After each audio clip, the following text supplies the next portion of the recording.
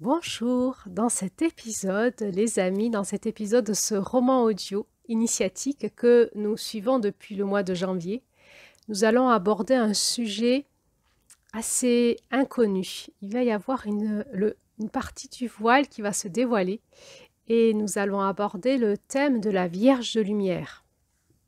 Alors, c'est un sujet initiatique spirituel en lien avec l'initiation christique. Et dans un autre chapitre, on ira explorer la notion de l'homme christique, le couple christique, la sexualité christique. Alors, suivez-moi, on y va. Hello, hello, bonjour tout le monde, bonjour Julie. Bonjour Claire-Lise. Ah, les amis, on est vraiment contents de vous retrouver tout le long de cette année 2025 sur notre podcast qui s'appelle La femme christique, le courage d'une reine. Et oui, c'est un roman audio que l'on co-crée ensemble toutes les deux avec Julie tout le long de cette année sur ce sujet ô combien mystérieux de la femme christique. Mais alors, qu'est-ce que c'est la femme christique? Eh bien, pour le découvrir, abonnez-vous et écoutez les audios.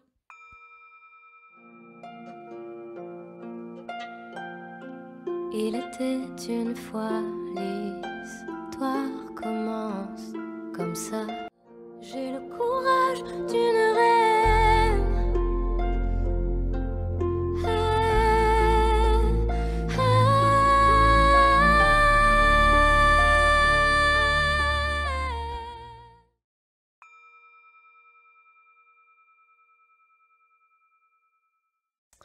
Bonjour, je suis Claire-Lise, l'auteure de cet épisode. Nous allons dans cet épisode retrouver Adeline qui est en quête initiatique en montagne, cette guérisseuse du sud de la France, qui se pose tant de questions sur ce qu'elle vit et commence à avoir des réponses, vous avez vu. Alors, si vous nous rejoignez en chemin, sachez que vous êtes sur un roman audio initiatique en lien avec la femme christique en France en 2025. Et ce roman a démarré depuis janvier. Il y a eu tout un tas d'étapes déjà initiatiques. Et donc, tout est relié. Je vous conseille donc d'aller écouter les épisodes précédents pour comprendre ce qui se passe dans celui-là. Toutefois, vous pouvez aussi, si vous êtes intéressé par ce thème, écouter cet épisode parce que vous allez recevoir beaucoup d'informations. Alors, Adeline, elle vient de quitter Mathias qu'elle avait rencontré au lac et elle se cherche un endroit pour dormir. Alors, on va la retrouver et elle va commencer à recevoir des informations en lien avec la Vierge de lumière. Attention, cet épisode est directement relié aux deux précédents de juillet. Alors, il y aura un rapide rappel au début sur tous les symboles que nous avons explorés lors du premier épisode de juillet. Et je vous conseille vivement d'écouter les deux précédents épisodes de juillet pour mieux comprendre celui-là. Allez, le chemin initiatique, il fait descendre étape après étape dans les profondeurs. On y va ensemble, mais on ne peut pas y aller trop rapidement. Alors, je vous invite à me suivre. Là, on va aborder un sujet drôlement puissant, drôlement profond et peu connu. Et avant, je laisse la place au rappel des référentiels que nous utilisons pour créer ce roman audio. Oui, alors peut-être Julie, pour ceux qui nous rejoignent en chemin, on peut rappeler que notre quête dans ce podcast s'appuie sur plusieurs référentiels spirituels, dont la roue chamanique des lunes qui nous vient des enseignants des femmes amérindiennes sur le féminin sacré, Oui. mais aussi le référentiel de la rayonnance sacrée qui nous guide sur ces fréquences christiques. Oui. Et si vous voulez en savoir plus, en fait, on avait fait ensemble en début d'année une audio d'introduction qui explique tout ça en détail. Donc, cette audio, vous la retrouverez en lien dans la description sous cette vidéo. Merci Julie. Et maintenant, place au nouvel épisode.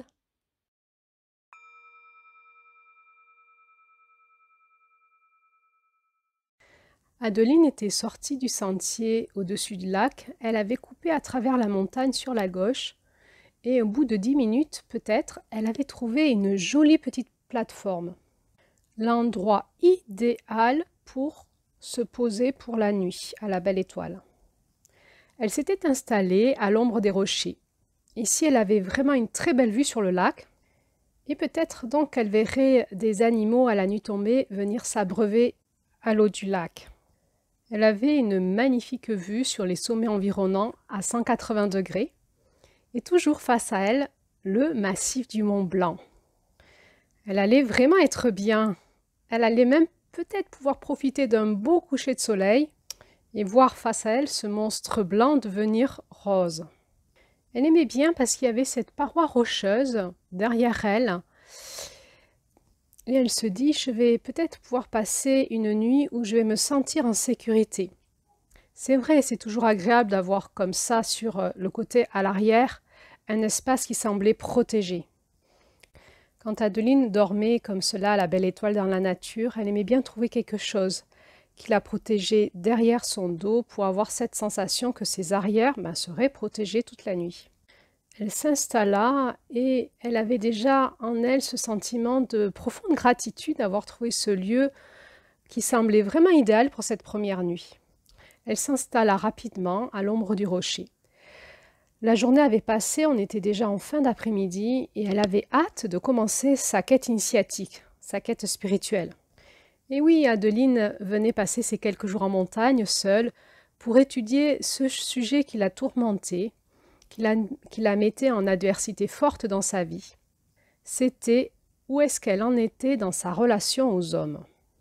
Elle avait vraiment besoin d'y voir plus clair aujourd'hui sur plusieurs plans, et c'est pour cela qu'elle avait pris le soin et le temps de se réserver cette parenthèse en ce mois de juillet. Pour explorer ce sujet dans ses profondeurs, mais aussi avec toutes ses guidances intérieures, quoi de mieux que de se retrouver dans la nature et de se laisser aller à toutes les forces de l'univers pour se laisser accompagner au centre de soi-même. Et peut-être bien passer une étape, celle d'une porte qu'on n'arrivait pas à franchir, ou celle d'un obstacle qu'on n'arrivait pas à dépasser, ou d'un verrou. En tout cas, elle sentait ce soir qu'elle avait le cœur lourd et le corps tendu. Bon, c'est vrai qu'elle avait monté depuis ce matin, son sac était lourd, et il avait fait vraiment chaud. Mais elle avait eu cette chance de trouver aussi une petite rivière pas loin, et elle avait déjà fait sa petite douche de chat. Mais maintenant, elle sentait que son corps avait besoin de se reposer. Bon, mais Adeline n'était pas dupe. Malgré l'effort physique qu'elle avait fait aujourd'hui, elle savait que c'était le sujet qu'elle allait explorer en elle qui créait cette tension en elle et le fait qu'elle allait se forcer à s'y confronter maintenant. En effet, l'objectif d'une quête, d'une retraite spirituelle pareille, c'était justement de ne plus fuir, de ne plus se dire « je remets à demain, après-demain », au mois prochain, plus tard, quand j'aurai le temps. Bon, peut-être que j'irai explorer ce sujet avec une thérapeute. Non, à partir du moment où elle avait décidé, elle avait mis la date, et maintenant, elle avait quelques jours pour explorer les nœuds qu'elle avait en elle dans ses profondeurs intérieures. Bon, donc il fallait s'y mettre tout de suite. Elle sentait déjà poindre dans sa tête la caractéristique douleur d'une migraine qui démarrait, mal de tête qui se manifestait chaque fois qu'elle allait un peu trop solliciter l'attention dans son inconscient. Avant de commencer, peut-être par réflexe un peu d'évitement, elle se remémora sa journée, cette montée dans la forêt, avec tous ces souvenirs qu'elle avait eus en marchant, les réflexions qu'elle avait eues, et le rappel d'aller dans son cœur, cette énigme aussi entre le cœur de neige, le cœur d'eau, le cœur de sel. Et puis elle s'était rappelé l'équilibre que générait et la protection que générait le sceau de Salomon dans l'union du feu et de l'eau, dans l'union des contraires, dans l'union du masculin et du féminin. Et puis il y avait eu le rappel de l'étoile de Vénus, l'étoile du matin ou l'étoile du soir, qu'on appelle aussi l'étoile de l'amour. Et puis, le fil de ses pensées l'avait aussi amené à cette initiation essénienne qui fait référence à cette étoile qu'ils appelaient lune-soleil, qui était aussi Vénus, et qui ramenait à la notion de la cité d'amour, la Jérusalem céleste comme il l'appelait. Créer la cité d'amour sur la terre. Et puis finalement, il y avait eu ce rappel de la croix camarguaise qui l'avait invité à reconsidérer comment remettre de l'amour du Père, l'amour du Dieu d'amour, dans son utérus pour guérir son utérus. Et oui, elle s'était souvenue combien pour une femme c'était important de pouvoir retrouver son ancrage dans le bas de son corps, dans le mouvement de la vie, de ses émotions, mais aussi de ses enfantements, de sa sexualité, de l'âge qui passe, mais aussi dans tout le mouvement des énergies féminines qui sont beaucoup en lien avec les énergies cosmiques. Alors elle s'était posé cette question, mais comment faire descendre l'amour du ciel sur la terre à travers elle? Bon, se dit-elle, tout en moi semble m'amener à revenir à mon cœur, c'est l'appel de me réveiller à l'amour et peut-être aussi de pouvoir protéger l'amour en moi, dans mon âme, mais aussi dans mon corps, et puis de revenir à l'équilibre en moi, des contraires, dans mon cœur. Peut-être que finalement, arriver à mettre le sceau de l'amour, le sceau christique qui protège l'amour en soi et autour de soi, dans mon cœur et dans mon utérus, serait peut-être une façon d'avancer, se dit-elle. Et elle s'était rappelée en montant sur le chemin l'invitation qu'elle avait eue lors de ses consultations d'aller explorer la notion de la Vierge de lumière. La Vierge de lumière qui incarne l'amour du Père sur la terre à travers son utérus vierge, son utérus de lumière. Bon, ça avait quand même été puissant cette montée pour ce premier jour, se dit-elle. Ça démarre fort là. Hein. Et puis, il y a eu cette rencontre avec Mathias au bord du lac. Tout de suite, leur cœur s'était connecté, leur âme s'était reconnue, et les échanges avaient été puissants. Ils avaient parlé de la société et de la notion de l'amour, de combien aujourd'hui en France, on ne savait plus aimer, on ne savait plus être en couple, et qu'il fallait réanimer notre cœur à l'amour, à l'intelligence de l'amour. Ils avaient parlé tous les deux des blessures à l'amour que la société nous inflige par cette immaturité relationnelle. Adeline en était là dans sa récapitulation intérieure de sa journée quand elle entendit un bruit à droite dans les pierriers. Elle tourna vite la tête et là elle vit que ça bougeait. « Oh là là, il y a un chamois ou un bouquetin ou un chevreuil ?» Elle ne savait pas bien faire la différence. « Ah non, mais il y en a 2, 3. Ah là là, dis donc, il y a tout un petit troupeau. Il y a même des petits. » Elle resta là fascinée à les regarder progresser vers elle. Surtout, elle ne bougea pas. Elle se rappela que dans l'initiation chamanique qu'elle avait eue, le chevreuil était un animal qui appelait à revenir dans son vulnérable, dans son cœur. Souvent, quand elle était en montagne, les bouquetins venaient lui rendre visite. Ils se manifestaient à elle, soit en haut d'un rocher pas loin du chemin, soit tout près du chemin. Et parfois, il l'appelait en bramant. Alors, chaque fois, elle était impressionnée, elle s'arrêtait et elle connectait son cœur au cœur de l'animal. Et il y avait alors un dialogue qui s'établissait entre l'animal et elle. Elle se doutait bien que cet animal était un animal allié pour elle et qu'il venait souvent l'aider dans ses traversées. D'ailleurs, c'est pas pour rien qu'elle allait, elle aussi, gambander dans les montagnes. Comme cela, Adeline eut des flashbacks de tous ces moments où un bouquetin était venu l'initier et même lui faire un soin par sa présence, quand elle était en montagne. Alors elle est encore émue ce soir de voir ce petit troupeau qui s'avançait dans le pierrier à côté d'elle. Elle continuait à les regarder progresser et elle se rappela soudain le titre de la carte du chevreuil dans son initiation chamanique. Chevreuil, si gentil et aimant, ta bonté éclot comme une tendre caresse venue de très loin. Elle était vraiment touchée par ces esprits protecteurs qui venaient déjà se mettre en place à côté d'elle, comme une tendre caresse venue de très très loin. C'est vrai qu'elle se sentait tendue et agitée, et là elle n'avait pas trop envie tout de suite de se confronter à ce sujet qui la tourmentait tellement dans sa vie. Et puis surgit cette chanson dans son cœur, « Sois tranquille, je suis avec toi ». Elle avait vraiment l'impression qu'elle avait donné un rendez-vous cosmique là et que tout le monde se mettait en place tranquillement pour l'accompagner dans ce passage cette nuit. Qu'est-ce qu'elle allait donc vivre? Elle se rappela l'histoire du chevreuil qu'on racontait dans le chamanisme. C'était le petit Fan, le petit du chevreuil, qui avait entendu le grand esprit l'appeler pour venir le rencontrer en haut de la montagne sacrée. Alors il s'était immédiatement mis en marche sur le sentier qui montait au sommet. Mais il ne savait pas qu'il y avait un horrible démon qui gardait l'entrée de la loge du grand esprit. Ce démon était là pour tenter d'empêcher tous les êtres de s'approcher du grand esprit. Il voulait que toutes les créatures qui allaient voir le grand esprit croient que celui-ci refusait d'être dérangé. Alors le démon, il essayait d'engendrer de la peur chez les personnes qui venaient, et quand il faisait ça, il se sentait tellement puissant, il adorait faire ça.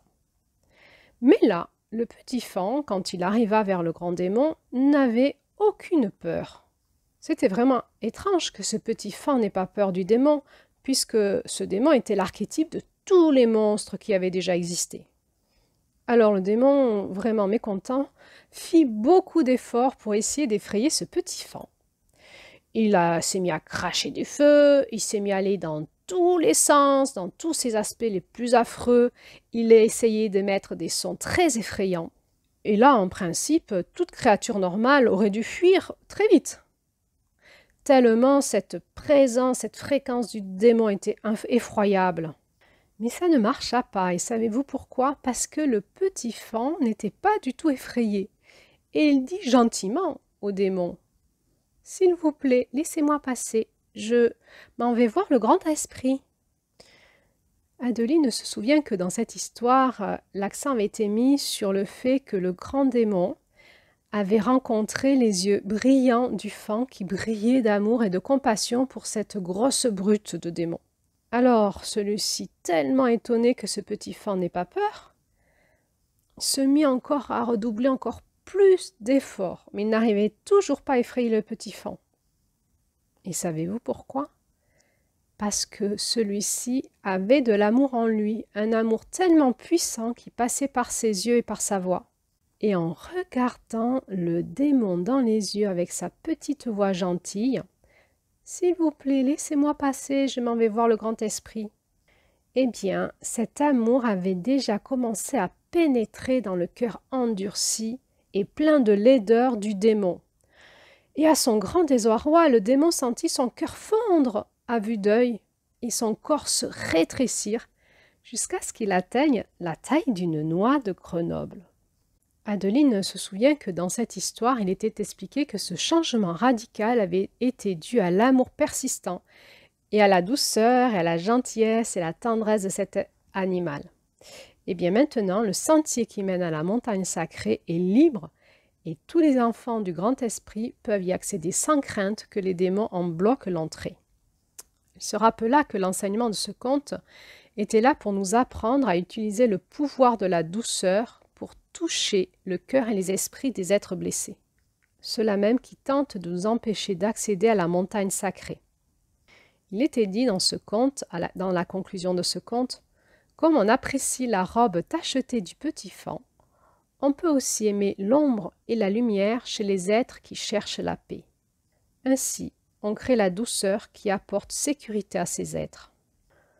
Ouh là là, Adeline était vraiment troublée par ce rappel qu'elle avait là, juste par la présence de ces animaux qui étaient venus peut-être s'installer à 100 mètres à sa droite. Encore une fois, on lui rappelait que son cœur était appelé à fondre, peut-être à accueillir en elle-même la lutte entre son ombre et sa lumière, entre son ange et son démon intérieur. Eh bien, ça promet, se dit-elle, qu'est-ce que je vais bien traverser? En tout cas, le rappel à l'invitation à la douceur et à l'amour avait été puissant. Tout d'un coup, elle sentit qu'elle avait froid. C'est vrai que l'ombre avait gagné un peu toute la montagne et la fraîcheur de la soirée se faisait sentir. Elle regarda le soleil qui déclinait et elle se dit « Allez, je m'y mets, je vais faire un peu ma récapitulation déjà. Qu'est-ce que j'ai vécu avec les hommes jusqu'à aujourd'hui ? Et ensuite, j'essaierai de comprendre où j'en suis aujourd'hui et où je vais demain. » Ainsi, Adeline se replongea dans son passé. Et oui, elle avait donc été élevée dans une secte chrétienne, où elle avait vécu avec des hommes dominants, et elle avait été sous leur emprise. C'est vrai, elle avait vécu de la maltraitance psychologique et spirituelle très forte. Elle avait traversé parfois l'humiliation et l'asservissement émotionnel. On lui avait appris à être dans cette attitude de soumission. Et elle avait été éduquée pour être au service des autres, mais aussi des hommes. Aujourd'hui, elle se disait qu'elle avait vécu ce qu'elle appelle son syndrome de Cendrillon. Elle n'avait pas été considérée, mais elle avait été aussi souvent dénigrée et on lui avait demandé de se faire petite et d'être au service des autres. Elle avait eu longtemps un problème d'identité parce que finalement, dans cette communauté chrétienne, elle n'existait pas. Et puis, se dit-elle en même temps, c'était ça qui avait été aussi difficile, c'est qu'en même temps qu'il y avait eu ces fortes emprises dogmatiques, religieuses, sectaires, et cette maltraitance systémique, et aussi une forme de pathologie chez certaines personnes qui l'entouraient, eh bien en même temps, chacun l'avait aimée à leur façon. Alors elle s'était nourrie de cet amour comme quelques gouttes d'eau que l'on donne à quelqu'un d'assoiffé, et ça avait été aussi pour elle un piège, le piège de dire oui pour ne pas être rejetée du clan familial, mais aussi de la communauté. Elle avait dit oui, s'était soumise à ce qu'elle vivait et elle s'était habituée à s'abreuver de ces filets d'amour qu'elle recevait. Elle avait dit oui dans son affection pour ne pas être rejetée, mais aussi pour être en lien avec ses parents et ses frères et sœurs. Mais dans son cœur profondément, tout disait non. Elle ne pouvait pas accepter de vivre cela. Alors, elle avait vécu un syndrome de dissociation. Elle avait été habituée à gérer le pire tout en maintenant un lien où l'amour est le plus pur possible. Cela avait créé chez elle une espèce de syndrome de Stockholm.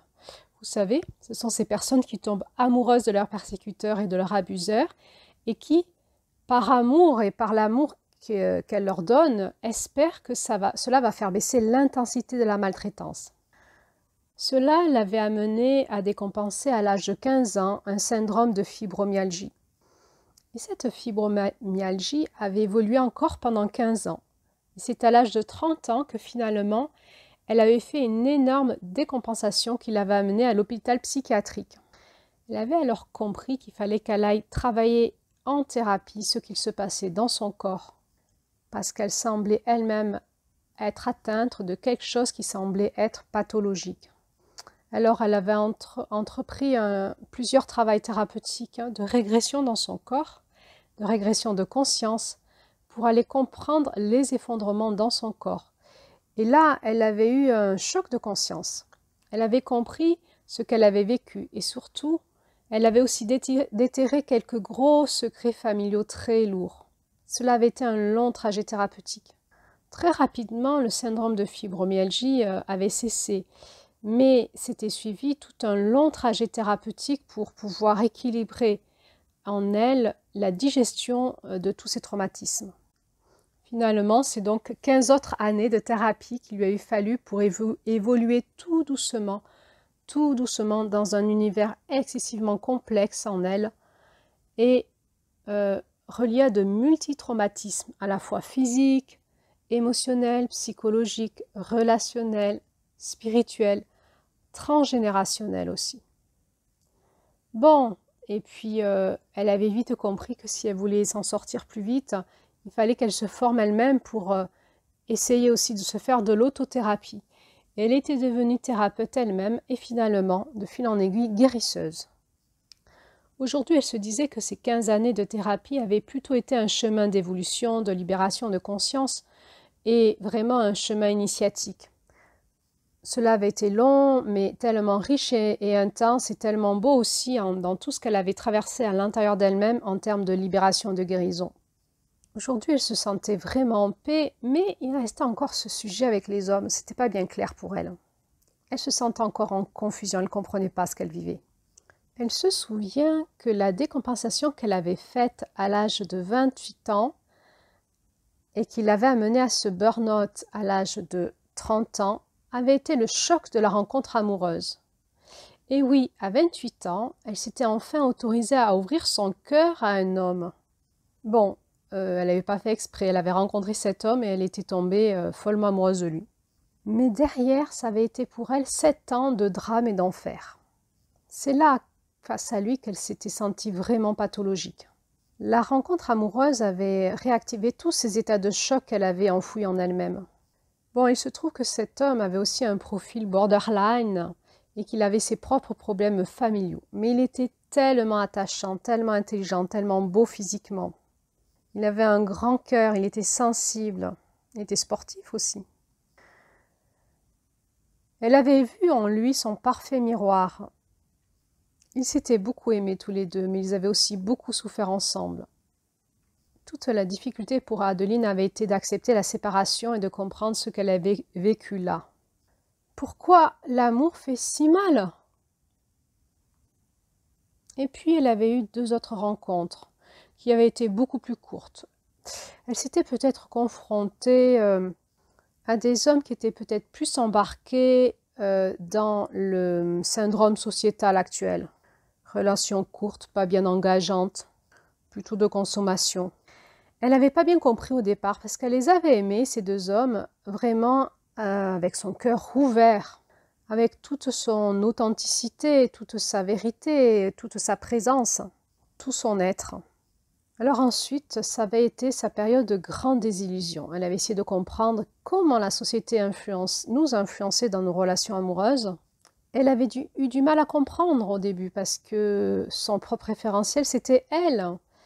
Et elle ne comprenait pas que les autres n'aimaient pas comme elle aimait. Elle ne comprenait pas, par exemple, qu'en face, l'homme qu'elle aimait pouvait, lui, avoir le cœur fermé.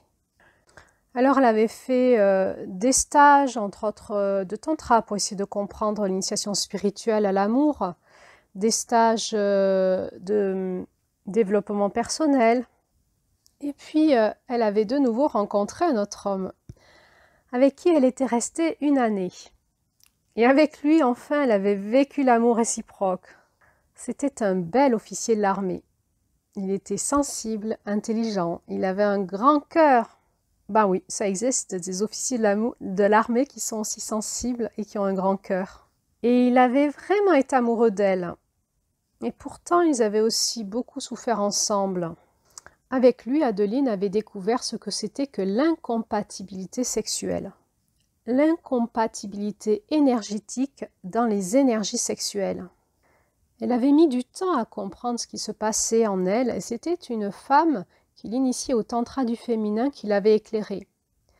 Adeline avait remarqué que chaque fois qu'elle faisait l'amour avec cet homme ensuite, les jours qui suivaient, était comme rempli de lumière, heureux, rayonnant. Et elle s'effondrait. Elle était très très mal, en état de choc, comme si elle tombait dans ce qu'on appelle dans notre jargon le bas astral, comme si elle était possédée de l'intérieur, dans son utérus. Elle avait l'impression que de faire l'amour avec cet homme la chargeait en négativité, comme s'il y avait un transfert d'énergie entre lui et elle. Et alors, petit à petit, un grand écart s'était creusé entre lui et elle parce que son corps à elle ne voulait plus faire l'amour avec lui. Ça la mettait finalement chaque fois en traumatisme, en état de choc. Et lui, il était très demandeur et très amoureux d'elle. Et il se sentait rejeté. Et elle se sentait totalement impuissante. La seule chose que son corps lui demandait de faire, c'était de se fermer pour se protéger. Et puis ils avaient commencé à vivre ensemble des phénomènes paranormaux. Quand ils étaient l'un avec l'autre, dans les bras par exemple, Adeline se faisait comme agressée par des forces extérieures et elle recevait comme des coups sur la tête. Ils avaient essayé de faire des initiations en tantra ensemble. Ils avaient aussi fait des initiations en chamanisme. Lui s'était formé en soins énergétiques. Ils avaient vraiment essayé de comprendre ce qu'ils vivaient. Mais ils avaient fini par se séparer comme le cœur arraché, sans pouvoir vraiment mettre de mots et comprendre ce qui se passait entre eux. Ça avait été très douloureux pour elle comme pour lui. Et là, elle se souvient qu'à cette époque, son cœur aimant avait été très souffrant. Et elle s'était demandé, mais est-ce que c'est cela la relation de couple? Est-ce que c'est tout le temps souffrir? Elle avait vécu dans cette séparation une double énergie, comme un grand paradoxe qu'elle n'avait pas réussi à résoudre. Effectivement, une fois qu'elle s'était séparée de cet homme, elle s'était tellement sentie énergétiquement soulagée tout de suite et son corps était reparti, elle avait retrouvé son énergie de vie, sa lumière intérieure, sa joie de vivre, un tel soulagement. Alors qu'en même temps, son cœur amoureux et affectif était comme déchiré de cette séparation. Elle avait vraiment été perdue, puis elle avait l'impression que personne ne pouvait vraiment la comprendre et l'aider. Mais elle s'était demandé, mais c'est quoi l'amour? Est-ce que c'est ce carnage que je vis à chaque fois? Et pourtant, intuitivement, elle savait qu'au fond d'elle-même, elle en avait l'intelligence de l'amour, mais qui lui manquait comme une équation à résoudre. Alors, elle avait décidé, un peu comme Mathias, de rester célibataire. Cette posture de repli lui avait permis d'avancer tranquillement sur ce sujet. Elle avait donc décidé de se former, elle était devenue sexo-conjugothérapeute, elle avait continué à faire des initiations en tantra pour essayer de comprendre qu'est-ce que c'était que l'énergie sexuelle et comment ça circulait entre un homme et une femme. Et vraiment, le couple avait été son choix d'étude, le choix d'investigation de son cœur. Avec ses thérapeutes, elle avait traité petit à petit les blessures de son enfance, entre autres avec son père, ses frères et puis aussi avec ses amoureux. Et voilà, et elle en était toujours là aujourd'hui dans sa quête spirituelle au niveau de la sexualité. Elle se posait une question fondamentale pour elle. Comment fait-on quand on est guérisseuse, c'est-à-dire qu'on travaille toute la journée avec des énergies de lumière, pour être en couple sans perdre sa fréquence vibratoire, entre autres par la sexualité. Elle se demandait, est-ce qu'une guérisseuse comme elle pouvait être en couple, sans que la sexualité ne la fasse baisser en fréquence. Elle avait tellement l'impression que faire l'amour avec un homme, c'était comme un transfert d'énergie et que dans son utérus, elle recevait toutes les énergies de cet homme. Alors, s'il était stressé, s'il avait des soucis, elle recevait ça aussi en elle. Et puis voilà, si cet homme regardait de la pornographie ou s'il avait des fantasmes plus ou moins secrets, plus ou moins malsains, eh bien, elle le recevait aussi en elle et ça l'habitait ensuite. Et puis plus que ça, si cet homme était plus ou moins possédé, plus ou moins habité par d'autres présences, elle le recevait aussi en elle. Alors elle avait prié. Elle avait écouté dans son cœur, dans sa vie, il y avait eu tout un chemin initiatique en elle. Et elle avait décidé finalement, au bout de quelques années, de réouvrir son cœur. À chaque fois, son cœur l'invitait à rechoisir l'amour et à avancer. Elle avait donc travaillé son féminin, son être femme, son masculin aussi. Et puis elle avait accompagné là-dedans aussi beaucoup d'autres femmes. Et donc elle avait progressé dans sa rencontre homme, femme, féminin, masculin en elle. Et puis voilà, patatras, un jour elle avait fait de nouveau une rencontre très très forte. Coup de foudre. Aïe aïe aïe, c'était bien malgré elle parce que cet homme était en couple. Mais qu'est-ce qui se passait dans sa vie? C'est pas possible. Alors, pendant 6 mois, c'était une relation professionnelle, donc elle avait été amenée à le rencontrer plusieurs fois. Elle était restée très distante par rapport à lui, mais elle sentait bien que c'était très réciproque. Et puis un jour, son cœur lui avait dit « Fais attention de ne pas me briser à nouveau, en te fermant comme ça à l'amour. » Adeline avait eu du mal à comprendre parce que elle avait une éthique très forte. Pour elle, le couple, c'était sacré. Elle n'allait pas générer quelque chose qui pourrait engendrer une forme de trouble, de séparation dans un couple. Et puis, cet homme avait manifesté le désir de la voir et de parler avec elle. Et il lui avait dit qu'en couple, avec sa compagne, ils étaient d'accord pour tester le polyamour. Et donc cet homme s'était ouvert à elle et lui avait dit qu'il était aussi tombé amoureux d'elle très fort et qu'avec sa compagne, ils étaient d'accord pour qu'Adeline rentre dans leur vie et dans le polyamour avec lui.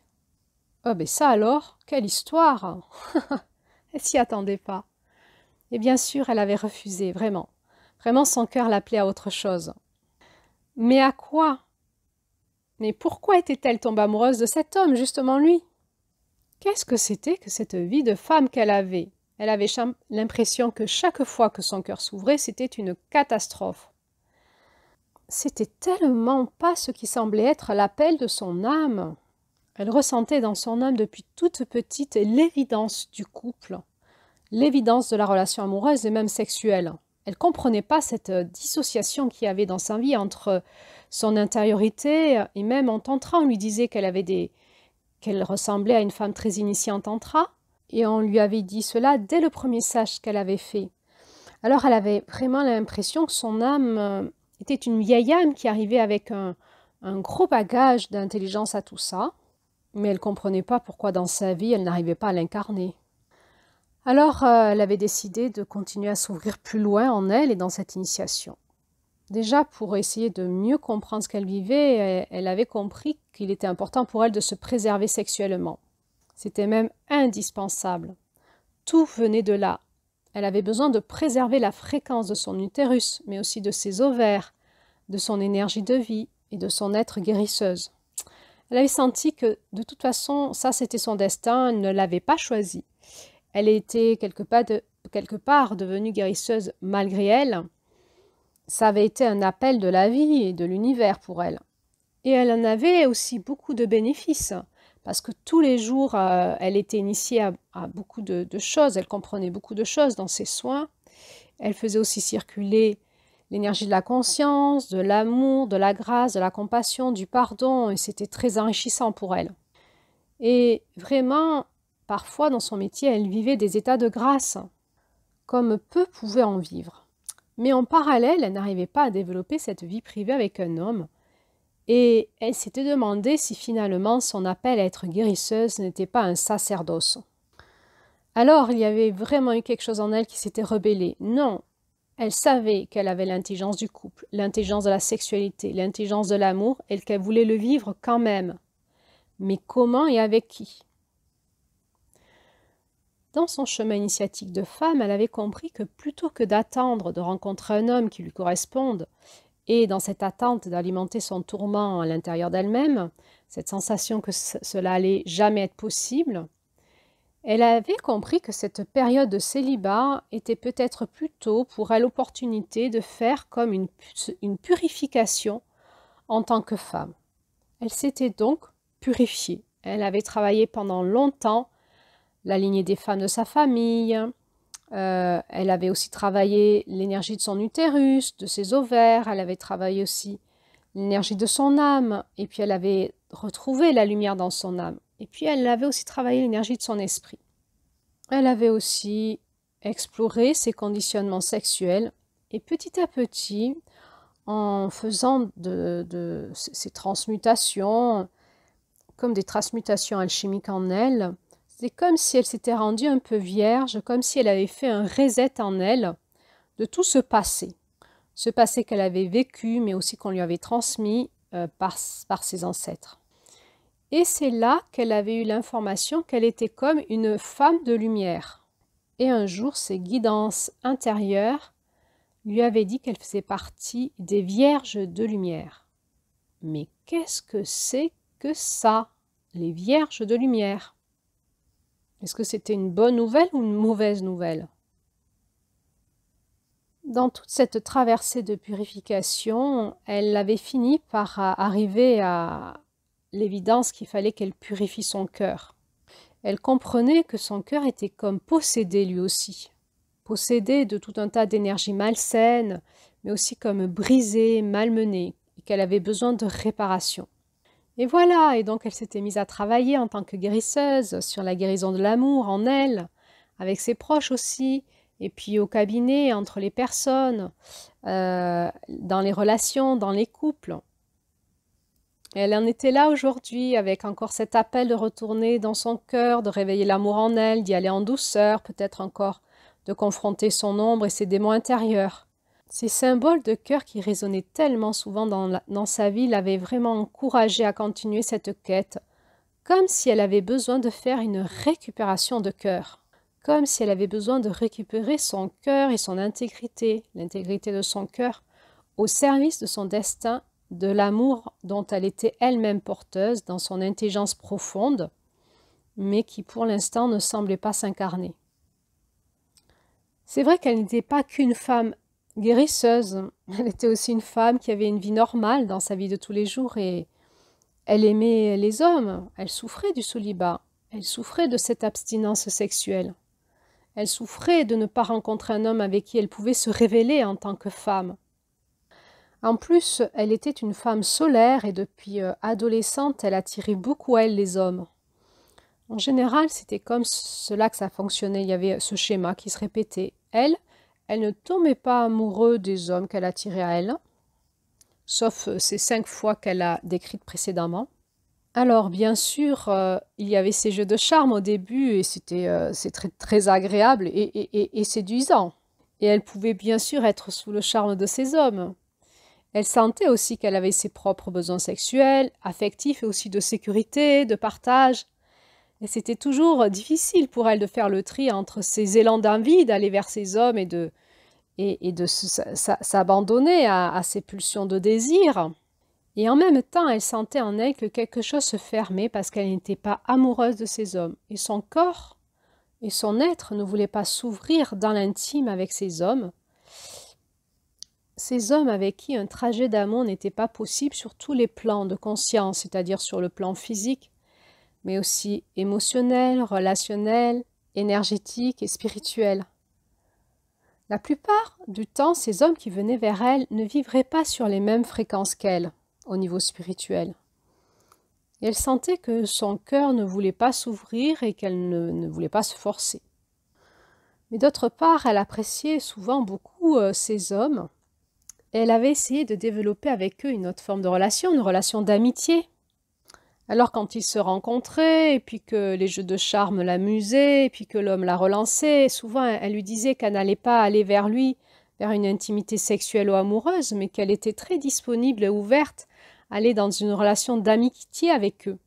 Et là aussi, elle en avait l'intelligence et elle savait qu'elle pouvait vraiment s'investir dans ce genre de relation. Ça faisait aussi tellement du bien au cœur et à l'humanité, ça enrichissait les uns les autres dans l'entraide, dans les échanges, dans le soutien. Elle avait pensé qu'en clarifiant les choses, ce serait possible de vivre avec un homme une relation d'amitié au rythme de chacun, bien sûr. Mais elle avait toujours fini par observer le même schéma chez les hommes. Malgré le cadre qu'elle mettait au départ, les hommes continuaient à essayer de la séduire et probablement d'essayer de la mener dans leur lit.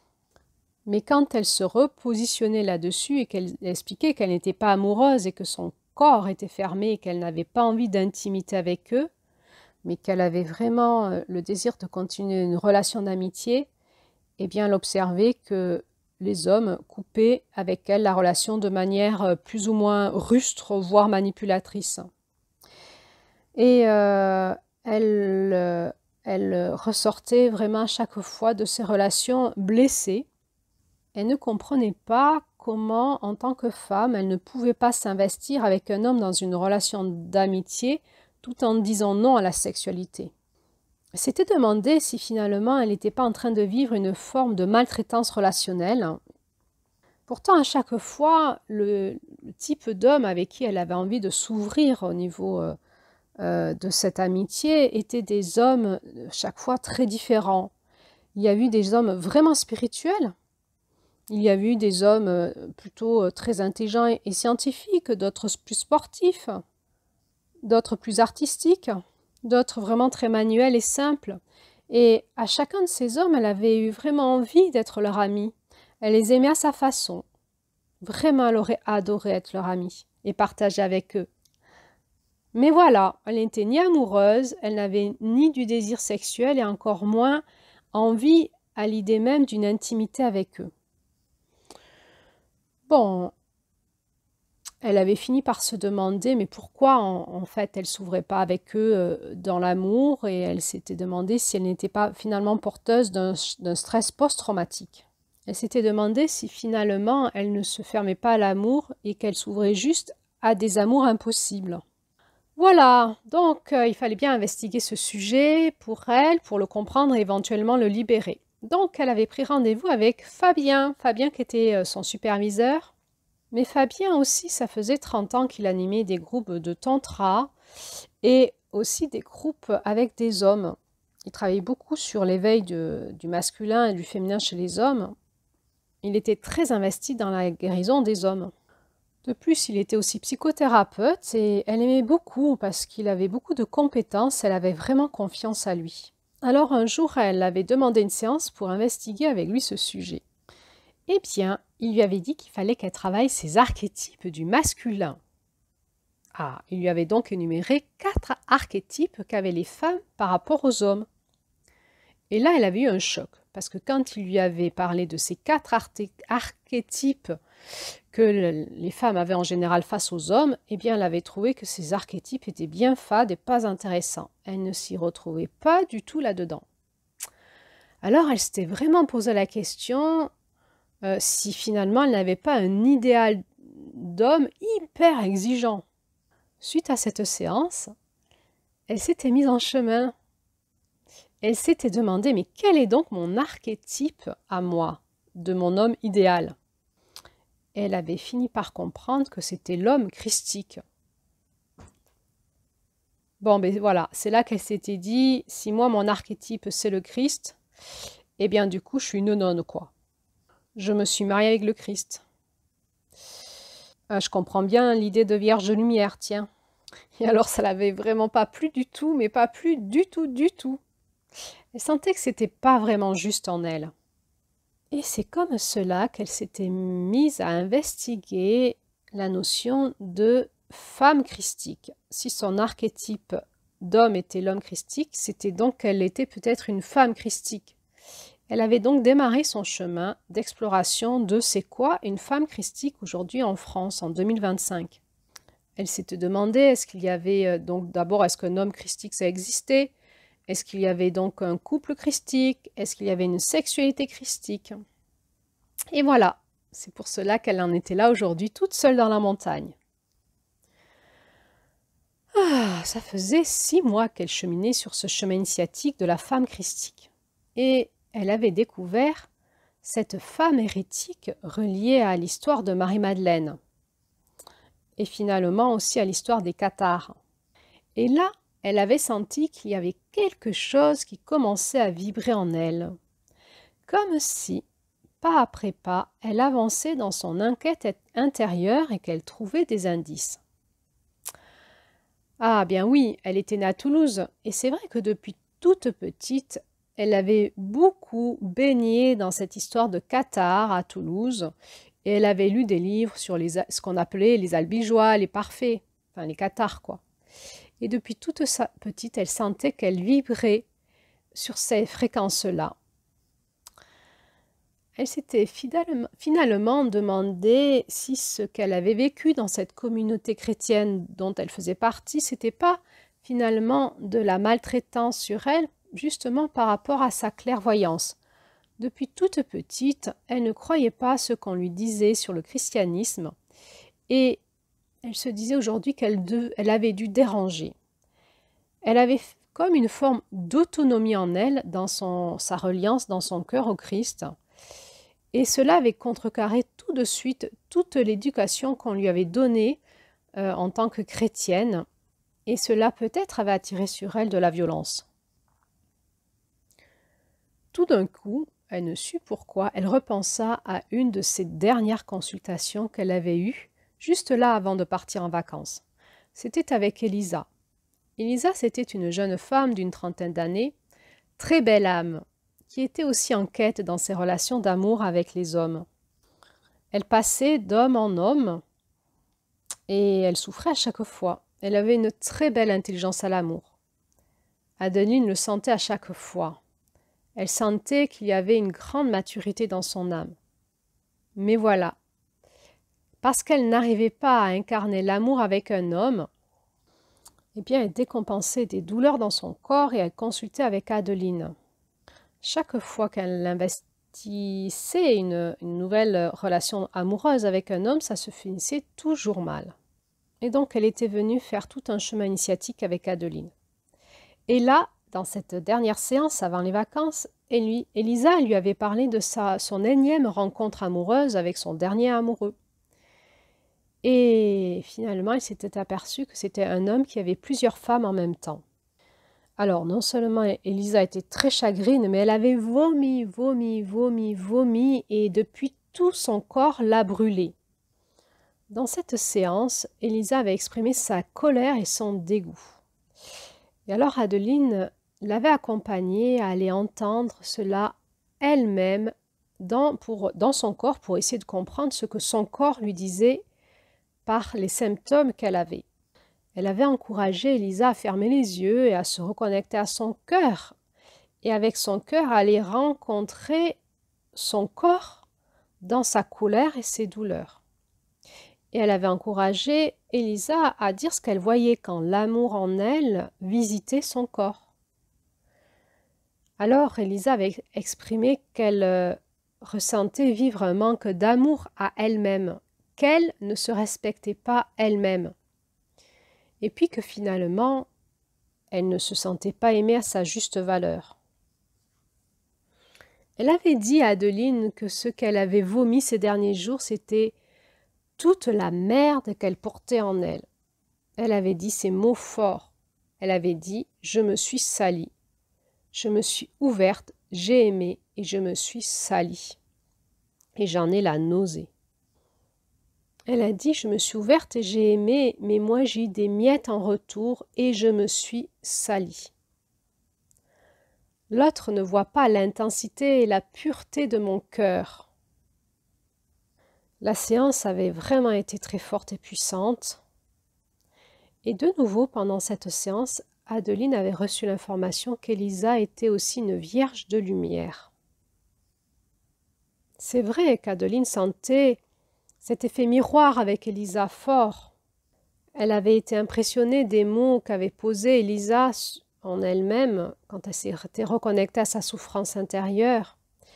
Et c'était comme finalement elle aurait pu dire la même chose. Mais Adeline s'était tue pour laisser parler Élisa et la laisser faire son propre chemin à elle. Cette séance avait été vraiment intense, leurs cœurs s'étaient ouverts ensemble et finalement elles avaient eu de la compassion, elles avaient senti la puissance du souffle d'amour qui passait entre elles deux et elles avaient senti qu'il y avait comme quelque chose de beaucoup plus grand qu'elles qui était là. Alors voilà, Adeline était là dans sa quête initiatique en montagne et elle repensait à ça. C'est étrange, pourquoi? Mais c'est quoi la Vierge de Lumière? Mais c'est quoi cette idée de Vierge de Lumière? Est-ce que la Vierge de Lumière, elle est en couple? Est-ce qu'elle a une sexualité? Est-ce qu'elle a une famille? Ou est-ce qu'elle est condamnée à être célibataire? Elle en était là dans sa réflexion quand tout d'un coup, elle s'aperçut que là vraiment le soleil était en train de décliner à l'horizon. Elle se dit qu'il était peut-être temps pour elle de s'installer avant qu'il fasse nuit noire. Bon, elle avait décidé de jeûner ce soir. Elle allait quand même boire un petit peu et passer la nuit à écouter son cœur, son corps, son âme et son esprit dans cet espace protégé de la nature, en lien avec les éléments qui l'entouraient et les étoiles, bien sûr.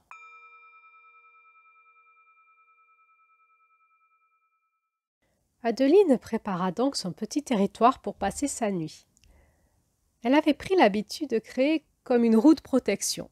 Elle cherchait des pierres pour créer une roue autour de l'endroit où elle allait dormir.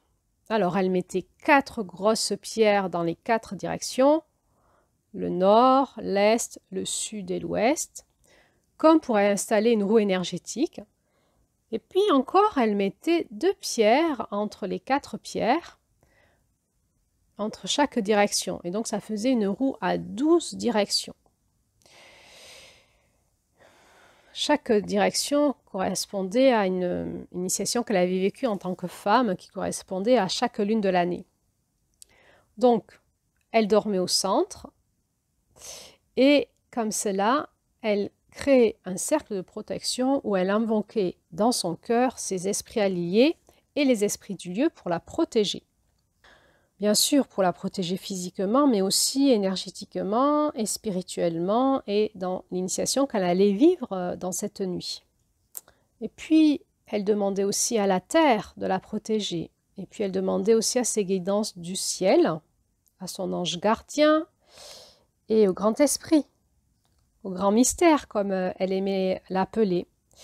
Et puis, elle invoquait aussi le Christ, son compagnon de chemin depuis tellement d'années. Elle lui demandait aussi de la protéger. Et puis elle demandait aussi aux étoiles du ciel. Et oui, parce qu'elle allait s'endormir et donc perdre sa vigilance et sa conscience. Dans cette montagne, en altitude, toute seule, elle savait qu'elle pouvait vivre des choses un petit peu intenses dans son inconscient. Elle avait vraiment besoin de prendre appui sur ses protections pour aller plus loin en toute sécurité dans son initiation. Alors là, elle s'était installée dans son cercle de protection. Il faisait encore un peu jour, mais le soleil déclinait. Et elle se dit qu'elle avait peut-être encore une bonne demi-heure avant le coucher du soleil, et elle décida que c'était le bon moment pour elle d'aller dans son cœur communiquer, dialoguer avec son journal intime. Vous savez, ce fameux journal qu'elle suit chaque mois en elle, avec qui elle vient discuter sur tous les sujets qui la préoccupent. Alors, ce soir, justement, le sujet qui l'a préoccupée, c'était celui de la Vierge de lumière. Qu'est-ce que c'est qu'une Vierge de lumière? Est-ce que c'est un rapport avec la femme christique? Qu'est-ce que c'est qu'un homme christique, un couple christique, la sexualité christique? Et la famille là-dedans, quelle place elle prenait?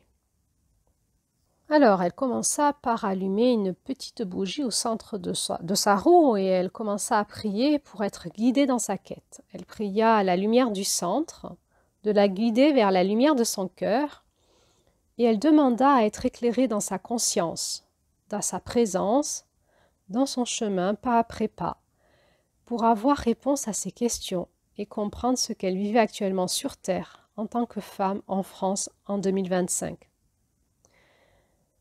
Tout en priant, elle se disait quand même qu'elle avait de l'audace pour aller investiguer ces sujets toute seule. Ce n'était pas vraiment des sujets faciles et elle ne savait pas avec qui ils investiguaient. Bon, certainement pas avec des chrétiens. Dans le monde du développement spirituel, c'était peut-être des sujets qu'on a abordés, mais elle ne sentait pas que cela l'éclairait vraiment. Il y avait un effet un peu de mode, assez théorique, mais cela ne l'aidait pas dans sa pratique. Il y avait bien eu le tantra qu'elle avait étudié, non seulement en faisant des stages, mais aussi en lisant beaucoup de livres là-dessus. Mais c'était les énergies de l'Inde, et là, elle avait vraiment besoin de se retrouver en tant que femme française avec ses racines identitaires, celles de son pays. Et elle se disait qu'elle faisait vraiment partie de ces personnes qui étaient des audacieux spirituels. Il en faut quand même du cran pour aller explorer ces sujets toute seule en montagne, en quête de vision. Elle sentait en elle une détermination. Mince, maintenant il fallait qu'on avance en tant que femme en France. Bon, on était dans une période où on s'était détaché du patriarcat, de la religion, de la chrétienté. On a vu toute une période de reconnexion initiatique spirituelle, effectivement, grâce à toutes ces autres spiritualités. Et cela nous permettait peut-être de retrouver notre autonomie. Peut-être aussi le chemin vers notre cœur et les fréquences qui nous sont propres. Et peut-être ça nous aidait à entendre l'initiation qui nous est personnelle.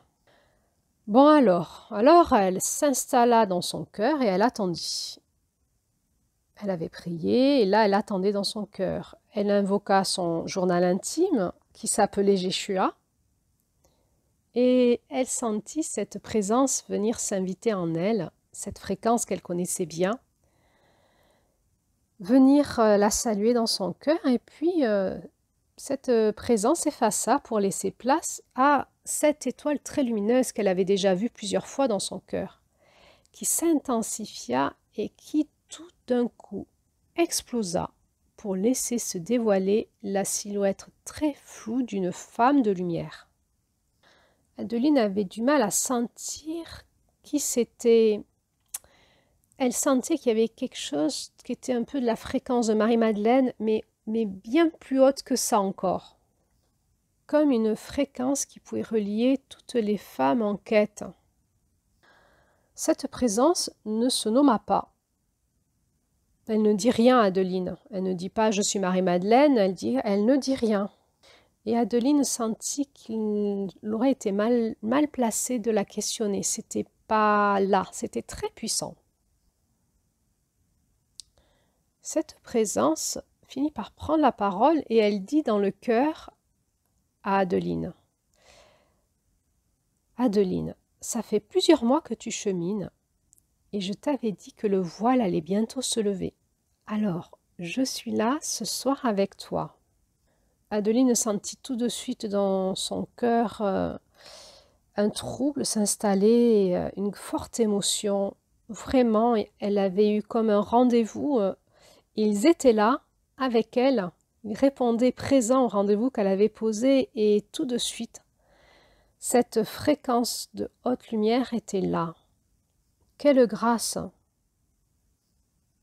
La présence de lumière continua. Tu veux en savoir plus sur la Vierge de lumière?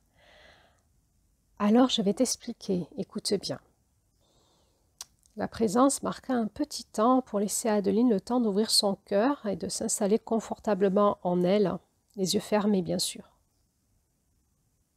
Et puis, elle reprit. La Vierge de lumière, c'est une fréquence d'âme qui est là pour se consacrer au travail de la lumière dans l'incarnation sur la terre. La Vierge de lumière, elle descend sur terre pour faire comme des resets dans les fréquences qu'elle croise, dans sa fréquence à elle en général, dans celle de son corps, de son âme, jusque dans son ADN. Et effectivement, c'est une femme guérisseuse qui va beaucoup nettoyer la femme qu'elle est, mais nettoyer aussi les femmes qu'elle côtoie. Dans les référentiels que vous connaissez dans le christianisme, on peut parler qu'il y a à la fois dans la Vierge Lumière la fréquence de Marie, c'est-à-dire celle qui enfante, mais aussi la fréquence de Marie-Madeleine, c'est-à-dire celle qui détient la connaissance de la sexualité sacrée et qui l'initie. La Vierge de lumière, elle va permettre à l'homme de revenir dans son identité de masculin sacré. Alors, vois-tu Adeline, les Vierges de lumière, leur travail, il est douloureux, parce qu'au démarrage, c'est souvent qu'elles ne comprennent pas qu'elles ont un destin différent des autres femmes qu'elles côtoient. Donc, il va falloir qu'elles passent par ce chemin de remise à zéro, ce reset, et ce sont leurs expériences de vie qui vont leur permettre de comprendre cela et de le vivre. La Vierge Lumière, elle vient sur Terre pour regagner son royaume intérieur. Ce royaume intérieur, c'est ce qui lui appartient et dont elle devrait avoir la jouissance. C'est l'espace en elle où elle est reine dessus, où elle règne dessus. Et la plupart des êtres humains ont perdu le royaume intérieur. Et la Vierge Lumière, elle vient pour le reconquérir. Alors elle va commencer son trajet par libérer tout son corps, et spécialement ses organes sexuels et de reproduction. Et ça, c'est obligatoire. Elle vient pour se reconnecter à la fréquence du cœur de la planète Terre et refaire vibrer tout son cœur, mais aussi tout son corps, à la fréquence de cette planète. Et elle va être obligée de se nettoyer. De nettoyer entre autres tous les liens de loyauté à sa mère, à ses grands-mères, mais aussi à toutes les lignées des femmes et des hommes de sa famille, et elle va devoir faire un énorme travail de nettoyage dans son ADN. Et puis elle va devoir nettoyer son cœur et faire aussi du nettoyage dans toutes les relations à la fois affectives et amoureuses qu'elle a eues depuis la nuit des temps. Alors tu vois, c'est une sacrée besogne. C'est une femme qui vient faire comme des resets dans sa vie à elle, mais aussi dans la vie des hommes et des femmes qu'elle croise. Tu vois, et tu le sais, tu l'as vécu, une Vierge de lumière, on peut dire que c'est une activatrice de fréquences de lumière. Partout où elle passe, c'est comme si elle activait des fréquences de lumière et ça peut être confrontant pour les personnes qu'elle côtoie. Avec les hommes, c'est une femme initiatrice. Elle va inviter les hommes à se transmuter en eux leur mémoire d'hommes blessés et blessants et à s'éveiller à la fréquence du masculin sacré, du masculin, comme tu dis, christique. Et là, quand elle passe, elle est comme une activatrice de lumière et ensuite elle passe son chemin. Alors tu vois Adeline, la Vierge de lumière, elle doit accepter non seulement qu'elle est en train de changer elle-même en fréquence et qu'elle est appelée à changer tout le temps sa fréquence puisqu'elle évolue tout le temps. Donc, elle est tout le temps en train d'augmenter sa fréquence et de nettoyer sur tous les plans qu'elle peut, en elle-même. Mais il faut aussi qu'elle accepte qu'elle est là pour faire augmenter la fréquence de toutes les personnes qu'elle côtoie de manière plus ou moins intime. Juste sa fréquence est activatrice de lumière en elle et chez les autres.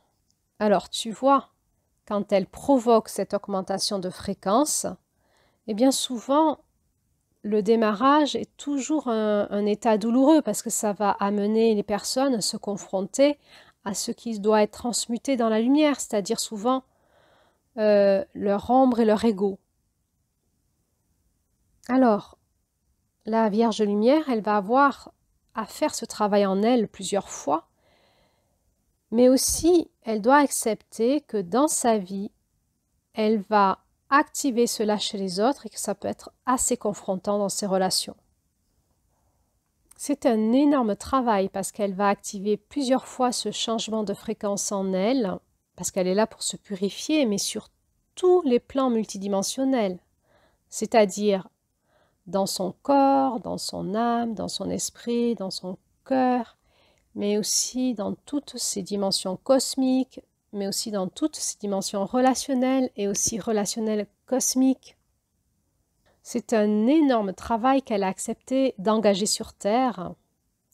Et c'est souvent une personne qui incarne le courage et l'intelligence spirituelle. Elle a vraiment la conscience aiguisée du discernement et de la vérité. Et tout cela va la mettre en difficulté et va activer dans ses relations et en elle la dualité.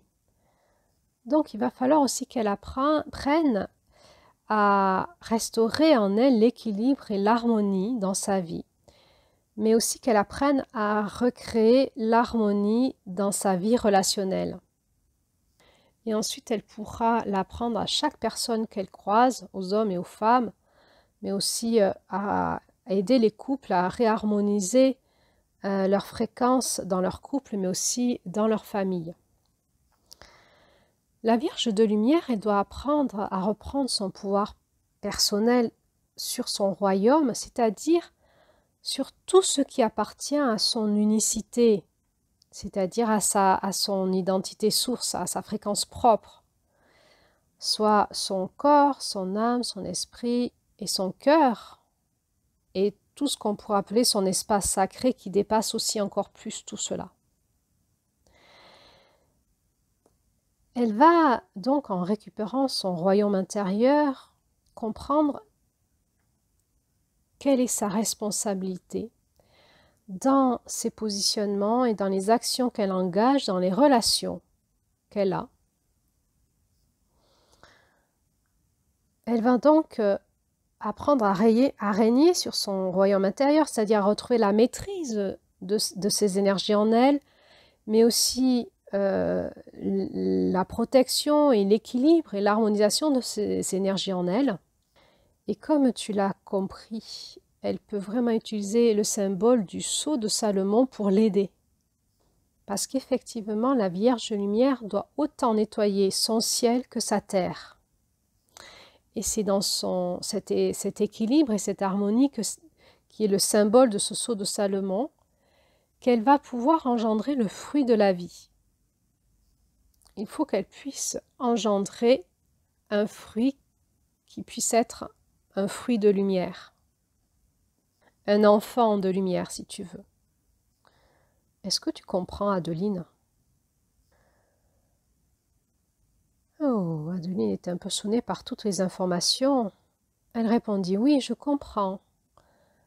Je comprends que cette Vierge de lumière doit incarner l'équilibre en elle entre le ciel et la terre, dans son centre, et que son centre, c'est comme le centre du sceau de Salomon, et que c'est à cette seule condition qu'elle peut porter le fruit sur la terre, qui est son enfant de lumière qu'elle va donner à la terre, qu'elle va engendrer sur terre. Oui, reprit cette étoile, cette présence lumineuse. Et donc, le premier travail qu'elle va devoir faire, c'est de se purifier elle-même. Et ensuite, c'est de pouvoir maîtriser ses énergies intérieures et son équilibre entre son ciel et sa terre, mais aussi entre son masculin et son féminin intérieur. Et elle a donc toute une première phase d'apprentissage où elle va apprendre avec les autres, mais aussi beaucoup toute seule. Il y eut un long silence et la présence lumineuse continua. Je sais que ta souffrance, c'est d'avoir du mal à pouvoir être en couple avec un homme dans l'amour, dans un amour qui construit, qui nourrit et qui épanouit. Mais vois-tu, Adeline, la Vierge de Lumière a besoin de retrouver son état initial de femme sacrée avant de pouvoir rencontrer un homme. Et comme je te l'ai dit, elle a besoin de beaucoup se purifier dans toute sa dynamique énergétique, terre, ciel, cœur, mais aussi du bas de son corps, c'est-à-dire de tout ce qui la caractéristique en tant que femme, dans sa sexualité, mais aussi dans son être mère, c'est-à-dire ses organes sexuels et aussi de reproduction. Elle va aussi avoir besoin d'apprendre à se reconnecter à la terre dans un enracinement puissant.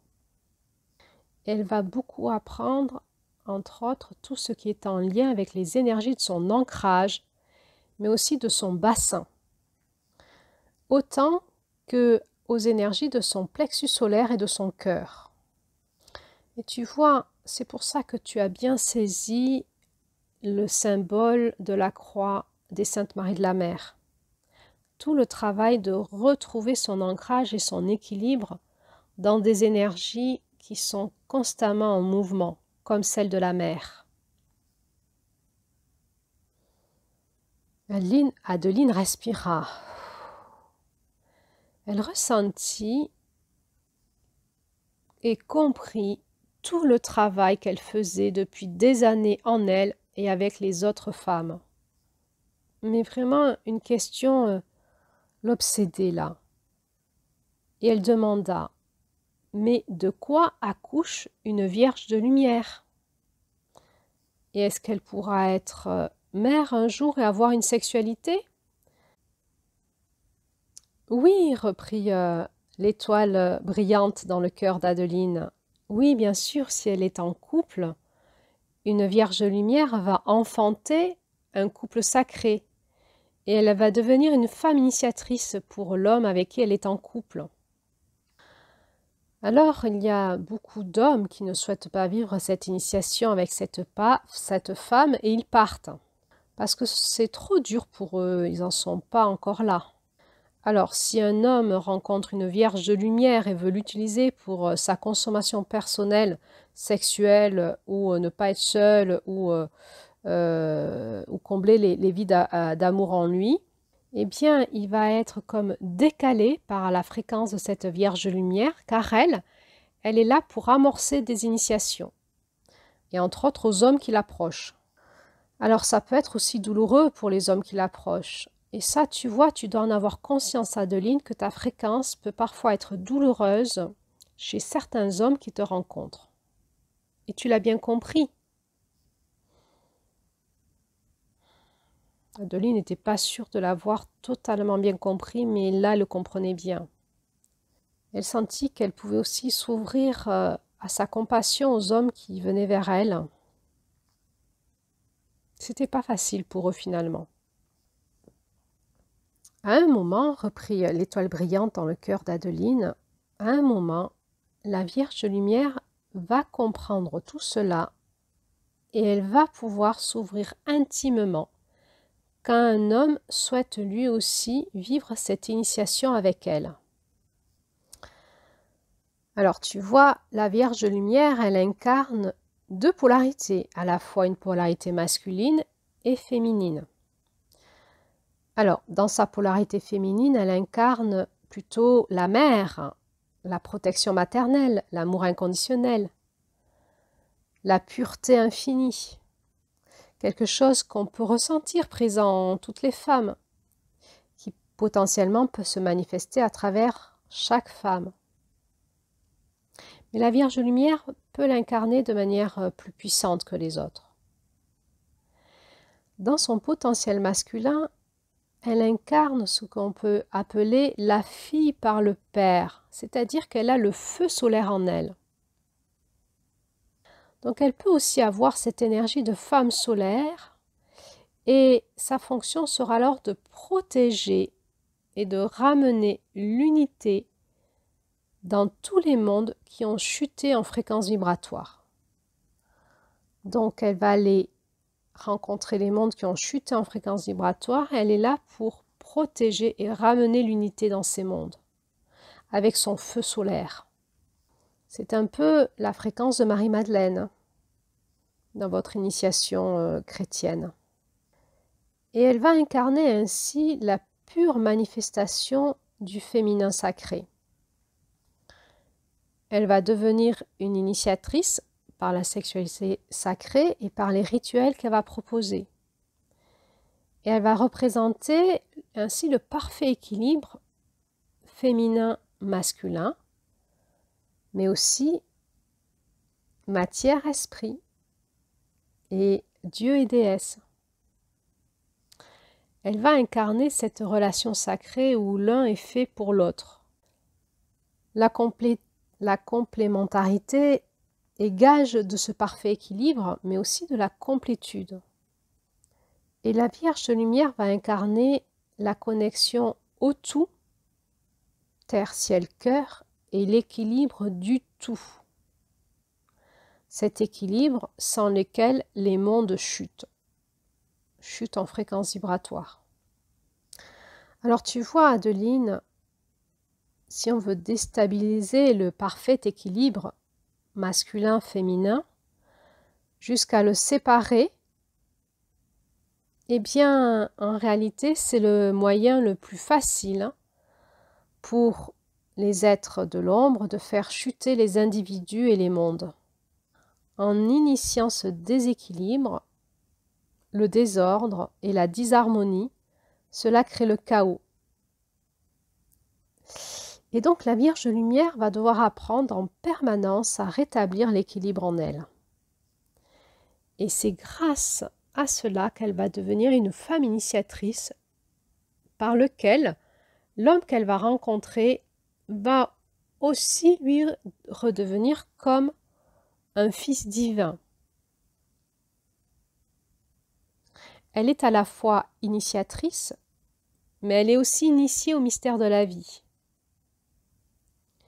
Et elle va incarner l'amour qui prend forme dans l'enfant, c'est-à-dire dans l'enfantement, mais aussi dans la sexualité sacrée, comme en modelant cet homme qui va lui-même redevenir un fils de lumière, à l'image de ce Père de lumière, de ce Dieu d'amour, le Père du Christ, de l'énergie christique, la source. La Vierge de Lumière, elle est le réceptacle de l'Esprit Saint. On pourrait dire qu'elle est la personnification de la Grande Mère et elle va porter ce fruit pur dans sa matrice. Ce qu'elle manifeste dans la matière, c'est quelque chose qui est aussi clair et aussi transparent que le cristal.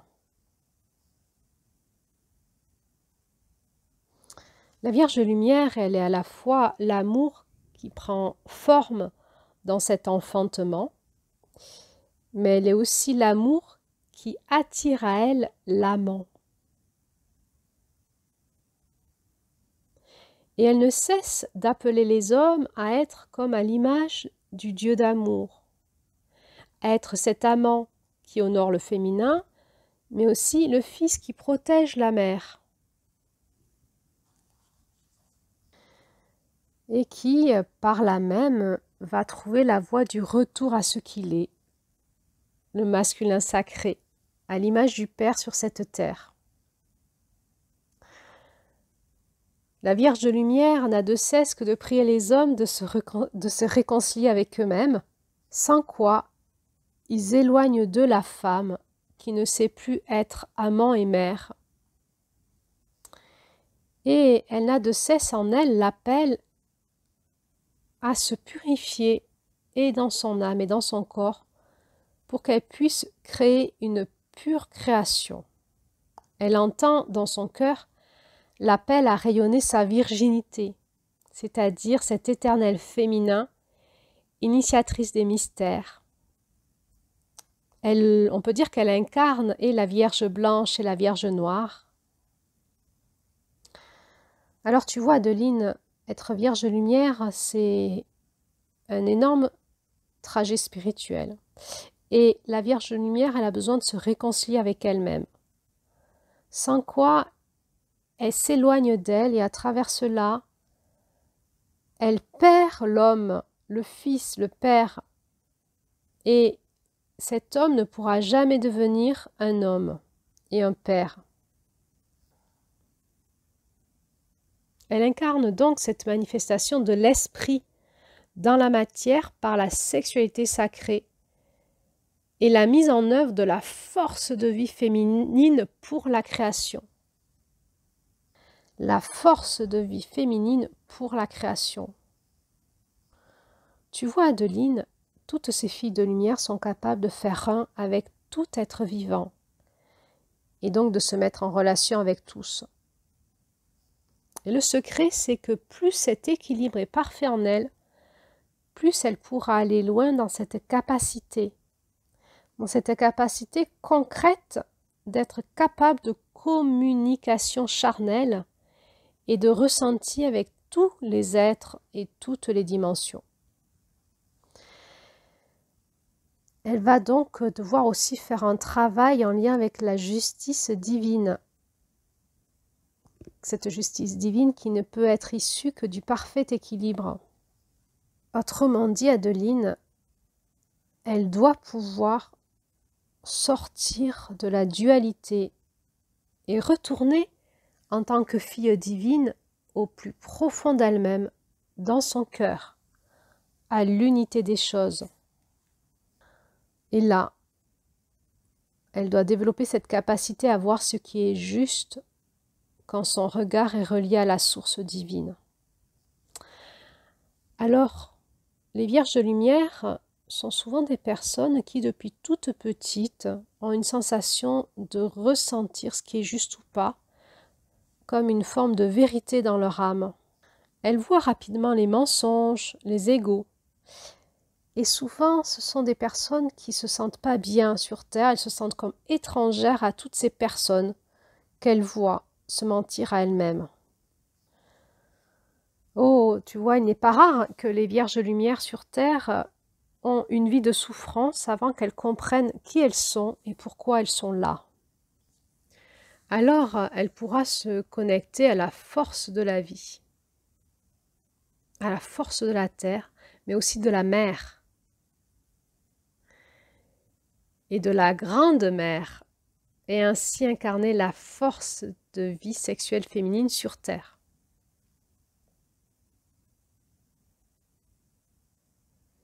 Mais, demanda Adeline, de quoi accouche une Vierge de lumière? Eh bien, répondit la présence de lumière, si elle est en couple, elle va accoucher d'un couple sacré. Si elle a une mission de guérison, elle accouche de guérison puissante. Si elle a une mission d'enseignante, eh bien, elle va accoucher d'enseignement spirituel en lien avec ces énergies christiques qui ramènent à cette pureté de la lumière. Si elle a des enfants, eh bien, elle enfante une nouvelle humanité, avec des enfants qui sont réinformés par sa fréquence de lumière. Tu vois, une Vierge de lumière incarnée est toujours en lien avec les besoins de la terre, et à travers elle, elle se laisse féconder de la lumière du ciel pour enfanter ce dont a besoin la terre. C'est comme une passeuse de lumière sur la terre. Elle convertit la lumière, l'esprit, en matière selon les besoins du ciel et de la terre. et elle est au service de l'unité des mondes. Alors, si elle est célibataire, elle va concentrer son énergie à un très grand projet. Si elle est en couple, elle va concentrer son énergie à son couple. Si elle est maman, elle va concentrer son énergie à ses enfants et à sa famille. Mais c'est une personne qui purifie en permanence sa coupe, son Graal. Voilà, c'est-à-dire que tout ce qui contient les énergies qu'elle reçoit, cette coupe, est ce qui contient toutes les énergies qu'elle reçoit, c'est-à-dire son corps, son âme, son esprit, son cœur. Et elle ne va avoir envie que de vouloir retrouver la maîtrise de son royaume intérieur, c'est-à-dire de son Graal, de sa coupe et de son énergie de vie. Parce que son objectif, c'est de laisser passer la lumière sur la terre. Et donc, elle va se purifier en permanence pour avoir comme une coupe, un Graal propre et des énergies dedans propres pour recevoir ces énergies de lumière du ciel et les faire passer sur la terre. Les Vierges de Lumière participent actuellement au nettoyage de la terre et au projet de construire la cité d'amour sur la terre et l'achèvement de la nouvelle humanité qui arrive. Elle sait mettre à mort tout ce qui ne va pas dans le sens de la lumière. Elle nettoie. Et puis ensuite, elle bâtit. C'est une bâtisseuse de lumière. Il eut un grand silence.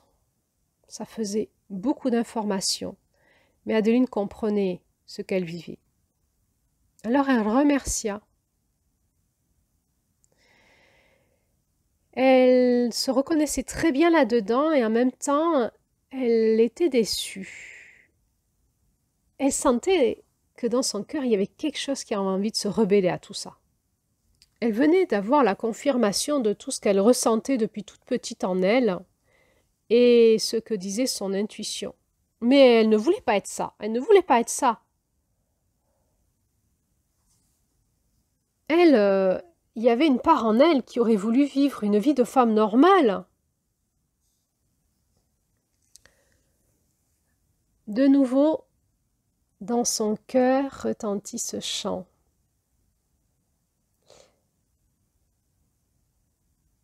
Je suis avec toi. Et elle se rappela la présence des bouquetins à côté d'elle. Elle se rappelait qu'elle était invitée à mettre beaucoup de douceur et d'amour dans son cœur pour traverser et arriver jusqu'au grand esprit en elle-même. Et elle écouta ce chant qui retentit dans son cœur.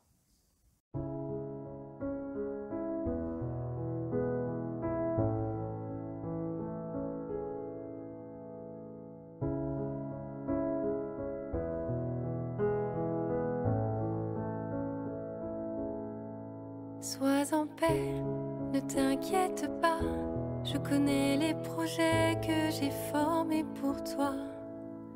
Et confiance repose sur mon cœur, dans ma présence l'amour chasse la peur. Sois tranquille, je suis toujours là, même au cœur de la nuit.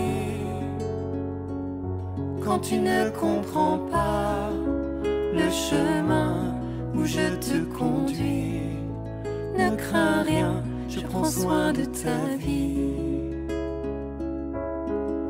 Cherche-moi, je me laisserai trouver, je serai ta lumière dans l'obscurité. Choisis la vérité, attache-toi à elle, n'oublie pas qu'à jamais je suis bon et fidèle. Sois tranquille, je suis toujours là, même au cœur de la nuit. Quand tu ne comprends pas le chemin où je te conduis, ne crains rien, je prends soin de ta vie.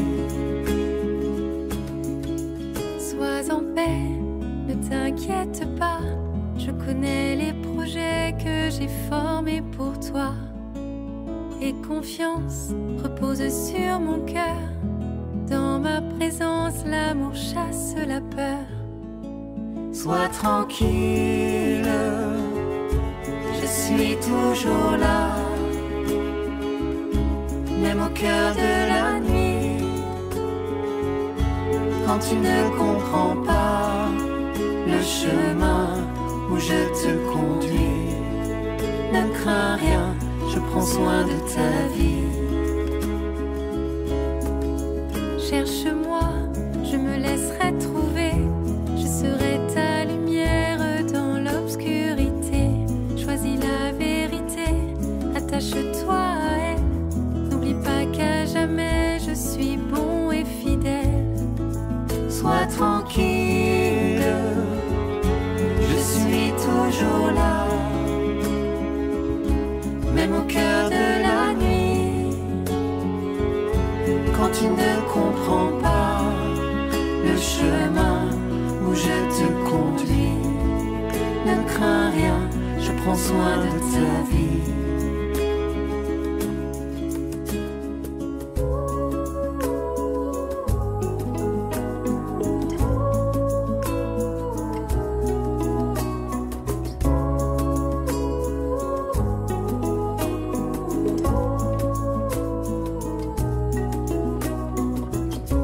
Appelle-moi au secours quand ta barque prend l'eau. Certain que mon amour ne fera pas défaut. Dans l'adversité, sois fort et prends courage. Je t'arrache au danger et te mène au large.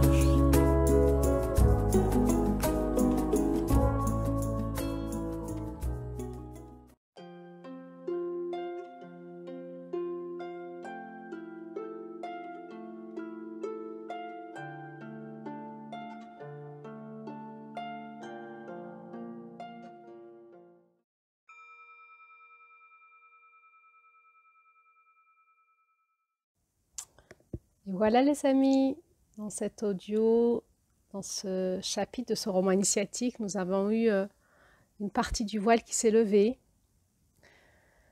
sur ces mystères. Et bien, je vous souhaite une bonne digestion de tout cela. Et c'est pas fini en ce mois de juillet, il va rester 2 audios encore, une de mon côté, et oui, parce que dans une dernière audio, eh bien, Adeline va continuer à écouter cette guidance qui va lui expliquer eh bien c'est quoi un homme christique et donc un couple christique et une sexualité christique.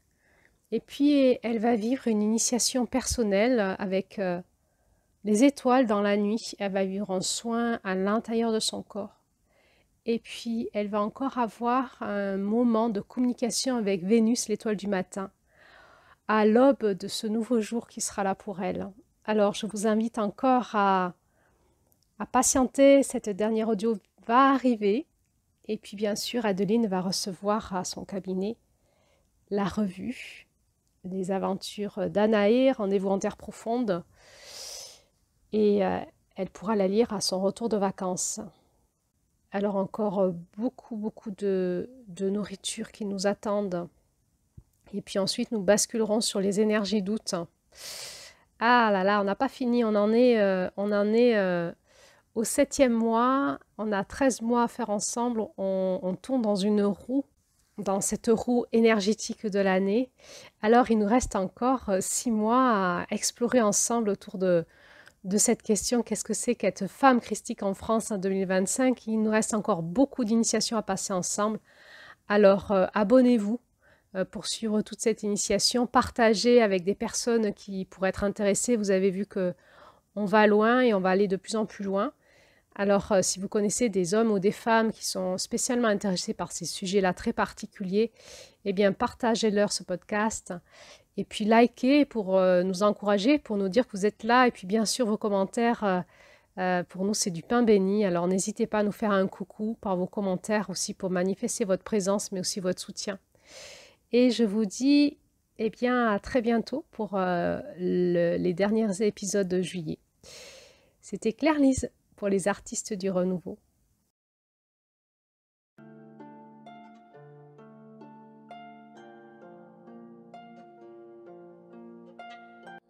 J'ai le courage d'une reine.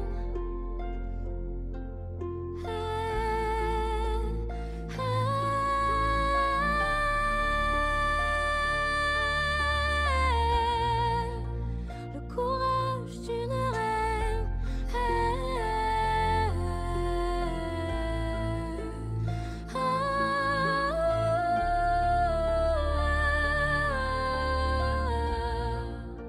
Le courage d'une reine. Il était une fois la vie nous brûle parfois. À chaque éclat de rire, j'ai gravé ton sourire. Rien que pour moi.